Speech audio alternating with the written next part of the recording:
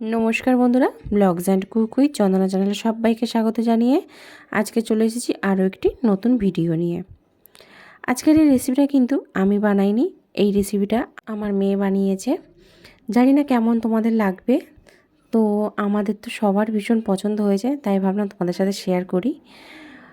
আসলে ওর মাথা থেকে হঠাৎ এই বুদ্ধিটা এলো যে মা আজকে আমি মেরি বিস্কুট দিয়ে এই খাবারটা বানাবো। তো ওকে আমি হেল্প করেছি, কিন্তু রেসিপিটা পুরোটাই ওর। তো দেখো কতটা সুন্দর হয়েছে, দেখতেও কত মজাদার হয়েছে, ভীষণই সুন্দর হয়েছে। তাই ভাবলাম তাহলে আজকের আমার মেয়ের রেসিপিটাই তোমাদের সাথে শেয়ার করি। একটা বাচ্চা মেয়ে এত কষ্ট করে একটা রেসিপি বানিয়েছে, তোমাদেরকে অনুরোধ করব যদি ভালো লেগে থাকে অবশ্যই কিন্তু একটা লাইক, শেয়ার এবং কমেন্ট করো। প্রথমে দেখলে যে মেরি বিস্কুট এখানে 15 থেকে 16টার মতন মেরি বিস্কুট নিয়েছে। তারপর সেই মেরি বিস্কুটটা মিক্সির মধ্যে দিয়ে গুঁড়ো করে নিল। তারপরে তার মধ্যে দিয়ে দিল পরিমাণ মতো চিনি, দুধ আর এলাচের দানা দিয়ে একবার ব্লেন্ড করে নিল। তারপর এর মধ্যে দিয়ে দিল একটা ডিম, দিয়ে ভালো করে আবার সেটাকে মিক্সির মধ্যে কিন্তু ব্লেন্ড করে নিতে হবে। এতটা সহজভাবে একটা মিক্সির মধ্যে সব কিছু একসাথে মিশিয়ে কত সুন্দরভাবে রেসিপিটা বানিয়ে ফেললো, আমি তো দেখেই অবাক। তারপর এখানে ক্যারামেল বানানোর জন্য ক্যারামেলটা আমিই অবশ্য বানিয়ে দিয়েছি, কারণ হাত পুড়ে যাওয়ার একটু ভয় আছে, তোমরা বুঝতেই পারছো। তো এখানে ক্যারামেল বানানোর জন্য কিন্তু এরকম একটা পাত্র নিয়ে নিয়েছি, তার মধ্যে দিয়ে দিলাম পরিমাণ মতো চিনি, দিয়ে কিন্তু গ্যাসের আঁচটা একটু কম রেখেছিলাম। এখানে কিন্তু আমি একটুও জল ব্যবহার করিনি, তোমরা নিশ্চয়ই দেখেছো। একটু অপেক্ষা করলেই কিন্তু পুরো ক্যারামেলটা তৈরি হয়ে যাবে। আর এই পাত্রের মধ্যে কিন্তু পুডিংটাও বসাবে, তাই এই পাত্রের মধ্যেই আমি ক্যারামেলটা একবার তৈরি করে নিলাম। আর ক্যারামেলটা ঠান্ডা হতেই কিন্তু ক্যারামেলটা একদম সেট হয়ে গেছে। এদিকে একটা আমি কড়াই বসিয়ে দিয়েছি, কড়াইটা ঢাকা দিয়ে গ্যাসের আঁচটা বাড়িয়ে দিয়েছি, ততক্ষণ কড়াইটা গরম হোক। আর এইদিকে যে মিশ্রণটা রেডি করে রেখেছিল সেইটা হচ্ছে ক্যারামেলের মধ্যে ঢেলে দিল।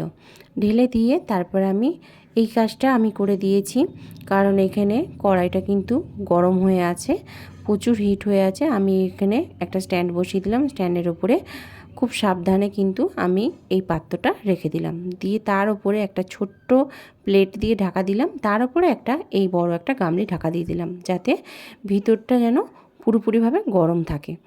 তো আমি প্রায় 35 থেকে 40 মিনিট পর ফেরত আসলাম। আর এখানে কিন্তু গ্যাসের আঁচটা এই টাইমে একটু কমিয়েই রাখতে হবে, একদম লোতে রেখে দিতে হবে।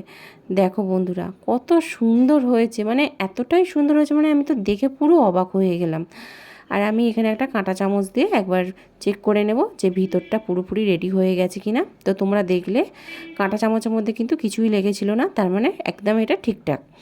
তো এরপর আমি কড়াই থেকে নামিয়ে ঠান্ডা করে আমি ফ্রিজে রেখে দিয়েছিলাম নর্মাল টেম্পারেচারে প্রায় 10 থেকে 15 মিনিটের মতো।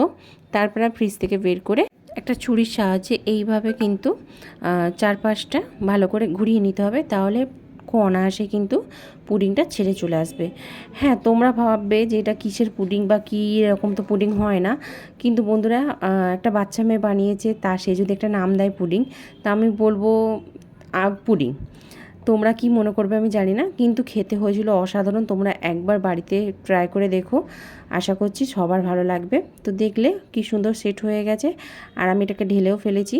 এবার একটা ছুরির সাহায্যে কেটে তোমাদের দেখাচ্ছি কতটা সুন্দর হয়েছে, কতটা সফট হয়েছে, মানে বলে বোঝাতে পারবো না। বাচ্চাদের জন্য একটা পারফেক্ট একটি রেসিপি, তোমরা বাড়িতে অবশ্যই ট্রাই করো।